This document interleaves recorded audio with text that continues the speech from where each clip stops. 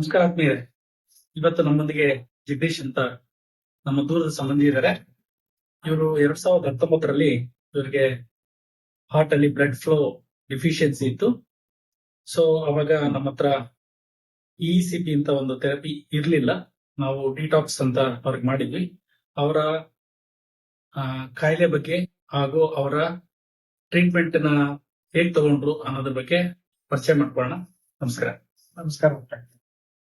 Sir, ನಿಮಗೆ 2019ರಲ್ಲಿ heart ಸ್ವಲ್ಪ ಇದು ಕಾಣಿಸ್ತು. ಅವ್ರು ಸ್ವಲ್ಪ ಸುಸ್ತಾಗದು. ಓಕೆ ಸ್ವಲ್ಪ ಅಂದ್ರೆ ಮೆಟ್ಲತ್ಬೇಕಾದ್ರೆಲ್ಲ ತುಂಬಾ ಸುಸ್ತಾಗ್ತಾ ಇತ್ತು. ಓಕೆ ಅವಾಗ ಇಲ್ಲಿ ಅಂತ ಗೊತ್ತಾಯ್ತಾಗ ನಿಮ್ ಹತ್ರ ಬಂದಿವೆ, ಈ ತರ ಹೇಳಿದಿಕ್ಕೆ ಈ ತರ ಹೊಸದು ಒಂದು ಬಂದಿದೆ, ಅದನ್ನ ಟ್ರೈ ಮಾಡಿ ನೋಡಿ ಅಂತ ಹೇಳಿದ್ರೆ ಓಕೆ ಅವ್ರು ಡಾಕ್ಟರ್ ಹತ್ರ ವಿಜಯ ರಮೇಶ್ ಡಾಕ್ಟರ್ ಹತ್ರ ಕಳ್ಸಿದ್ರು. ಓಕೆ ಅದು ಆಗ್ದು ಇದನ್ ಮಾಡಿ ಅವಾಗ ಅದರಲ್ಲಿ ನಮ್ಗೆ 65% ಮೇಲೆ ಬ್ಲಾಕೇಜ್ ಇತ್ತು.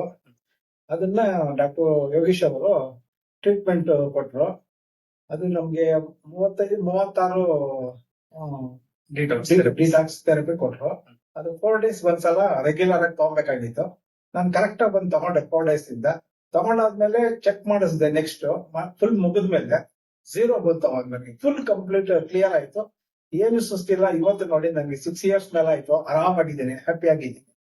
ಓಕೆ. ಈಗ ನಿಮಗೆ ಓಡಾಡ್ಬೇಕಾದ್ರೆ ಏನಾದ್ರು ಸುಸ್ತ? ಇಲ್ಲ ಏನು ತೊಂದ್ರೆ ಇಲ್ಲ. ತಗೊಂಡ 5 ದಿನಕ್ಕೆ ನನ್ಗೆ ಕ್ಲಿಯರೆನ್ಸ್ ಚೆನ್ನಾಗ್ ಗೊತ್ತಾಯ್ತು. ಓಕೆ.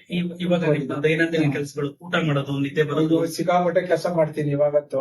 ಓಕೆ. ಬೆಳಗ್ಗೆ 5 ಮಕ್ಕಳಿಂದ ಎದ್ಬಿಟ್ಟು ವಾಕಿಂಗ್, ಮೊಮ್ಮಕ್ಕಳನ್ನ ಬಿಡೋದು, ಮೊಮ್ಮಕ್ಕಳನ್ನ ನೋಡ್ಕೊಳ್ಳೋದು, ಇದೆಲ್ಲ ಆರಾಮಾಗಿ ಮಾಡ್ತಾ ಇದ್ದೀನಿ. ಏನು ತೊಂದ್ರೆ ಇಲ್ಲ. 2019ರಿಂದ ಅಂದ್ರೆ ಈಗ ಒಂದು 6 ವರ್ಷ ಆಯ್ತು. 6 years ಯಾವ್ದು ತೊಂದ್ರೆ ಆಗಿಲ್ಲ? ಏನು ತೊಂದ್ರೆ ಇಲ್ಲ. ಎಲ್ಲ ನಾರ್ಮಲ್ ಅಲ್ಲಿ ಇದೆ ಇವಾಗ. ಸೊ ಆದ್ಮೇಲೆ ನಾನು ಏನ್ ಹೇಳಕ್ ಇಷ್ಟಪಡ್ತೀನಿ ಅಂದ್ರೆ, ಒಬ್ಬೊಬ್ಬರ ಇದ್ರ ಮೇಲೆ ಡಿಪೆಂಡ್ ಆಗಿರುತ್ತೆ, ಆ ಮನೋಭಾವದ ಮೇಲೆ ಡಿಪೆಂಡ್ ಆಗಿರುತ್ತೆ. ಒಬ್ಬೊಬ್ಬರಿಗೆ ಡಿಟಾಕ್ಸ್, ಬರೀ ಡಿಟಾಕ್ಸ್ ಮಾಡ್ಕೊಳ್ಳೋಣ ಅಂತಾರೆ. ಒಬ್ಬೊಬ್ರು ಇಸಿಪಿ ಬೇಗ ಹುಷಾರಾಗ್ಲಿ ಅಂತ ಇಸಿಪಿ ತಗೊಂಡು ಅದ್ರ ಜೊತೆ ಡಿಟಾಕ್ಸ್ ಮಾಡ್ಕೋತಾರೆ. ಸೊ ಇವ್ರಿಗೆ ಡಿಟಾಕ್ಸ್ ಇಂದಲೇ ಸಹ ಇವ್ರಿಗೆ ಎಲ್ಲ ಬ್ಲಡ್ ಫ್ಲೋ ಬಹಳ ಇಂಪ್ರೂವ್ ಆಯ್ತು.